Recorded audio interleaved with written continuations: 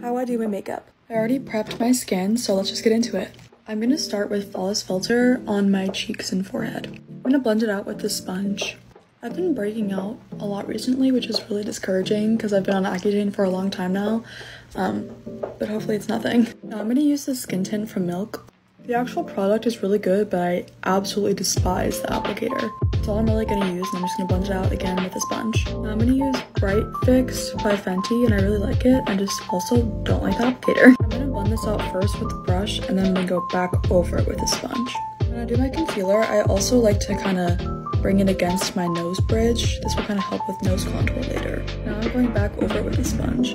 I also got a new phone like 2 days ago, and the camera is so much better than my old one, and like you can see everything. I'm gonna let that little dot marinate. For contour, I'm gonna use Charlotte Tilbury, and so much just came out, so I'm gonna try and diffuse that a little. Whatever's left over, I'm gonna put it on my lips.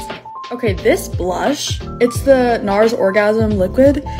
It is so good. You definitely have to shake it up a little bit, but let me just show you. Put one drop on my hand. I'm just putting it where I normally would. And it's just, I don't even know, it's just so good, and it looks so good with my skin, and I just love it. I'm gonna put more Flawless Filter on my cheekbones and my nose, and whatever's left over on my chin. Now I'm gonna get into powders. I'm gonna start with my under eyes. I'm kind of bringing it down in my smile lines, and then a little on my forehead too, and then a lot around my mouth.